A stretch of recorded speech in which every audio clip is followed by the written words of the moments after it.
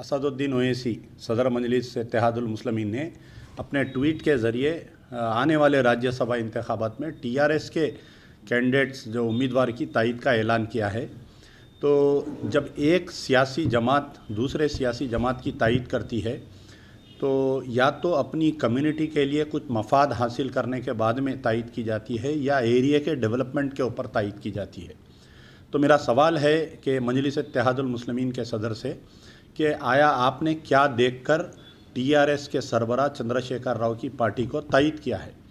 तेलंगाना अलग होने के बाद से ख़ास तौर पर जो वाक़ियात मुसलमानों के साथ पेश किए गए, इसके ऊपर चंद सवालात आज असदुद्दीन ओवैसी को जवाब देना चाहिए।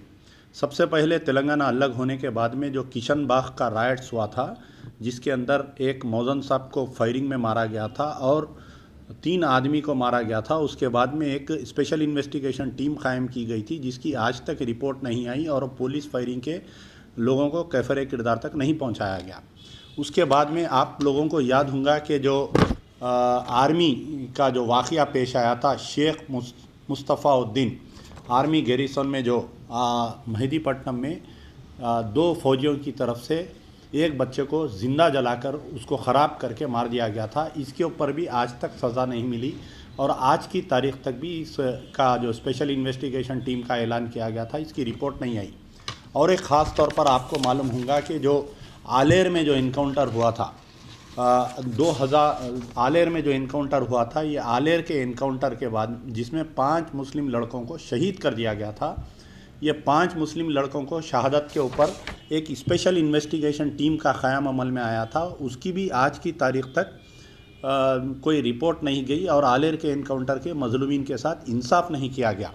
और एक बात आपको याद होगा कि जो टास्क फोर्स ऑफिस ब्लास्ट हुआ था और दीगर जो वाक़यात हुए थे जिसमें तकरीबन 22 मुस्लिम लड़के 11 साल जेल में थे, तो कांग्रेस और तेलुगु देशम के दौर में जो बच्चे जेलों में फ़र्ज़ी केसेस में डाले गए थे वो लोग चंद दिन पहले बाइज़्ज़त बरी हुए। बाइज़्ज़त बरी होने के बाद में तेलंगाना हुकूमत जो है, टीआरएस की तेलंगाना हुकूमत, जो बच्चे बाइज़्ज़त बरी हुए उनको हाई कोर्ट में अपील कर ली। तो आप बतलाइए कि जो लड़के 11 साल जेल में रहने के बाद में बाइज़्ज़त बरी हुए उनको हाई कोर्ट में अपील कर रही है, तो टीआरएस का क्या मायने हैं और मजलिस इत्तेहादुल मुस्लिमीन क्या सोचकर तायद कर रही है। 12% रिज़र्वेशन आज तक नहीं मिला, वफ़ कमिश्नरेट लाते बोले वो आज तक नहीं आया। उसके बाद में जो 2 बेडरूम फ्लैट्स जो मुसलमानों को 4 पर जो रिज़र्व करके देते बोले वो नहीं दिए। तो ऐसे कई वाक़यात हैं जो मुसलमानों के साथ मुसलसल नाइंसाफ़ी हुई।